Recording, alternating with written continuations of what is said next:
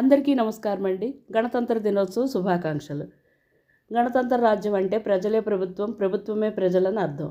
200 సంవత్సరాల పాటు బ్రిటిష్ వారి పరిపాలనలో మగ్గిన మన దేశానికి ఆగస్టు 15, 1947 స్వాతంత్రం వచ్చింది. మన దేశాన్ని మనమే పరిపాలించేందుకు ఆ రాజ్యాంగాన్ని తయారు చేసుకోవాల్సి వచ్చింది. అలా 1950 జనవరి 26 రాజ్యాంగాన్ని నిర్మించబడి డాక్టర్ బాబు రాజేంద్ర ప్రసాద్ మొట్టమొదటి రాష్ట్రపతిగా, డాక్టర్ బిఆర్ అంబేద్కర్ చైర్మన్గా అధ్యక్షత వహించి భారత రాజ్యాంగాన్ని తయారు చేసి రాజ్యాంగం అమల్లోకి వచ్చిన రోజే భారత గణతంత్ర దినోత్సవంగా ఎంపిక చేశారు. తొలి గణతంత్ర దినోత్సవం రాజ్పథ్లో కాకుండా ధ్యాన్ చంద్ స్టేడియంలో ఉదయం కాకుండా మధ్యాహ్న సమయంలో జరిపారట. ఎంతోమంది మేధావులు ఎన్నో అంశాలతో రాజ్యాంగం ఏర్పాటు చేసి రూపొందించారు. దేశాని కోసం ప్రాణాలు అర్పించిన నాయకులకు, వివిధ రంగాల్లో నిష్ణాతులైన విద్యార్థులకు, గణతంత్ర దినోత్సవంలో సాహస బాలలకు స్ఫూర్తి ప్రదాతలుగా ఉండే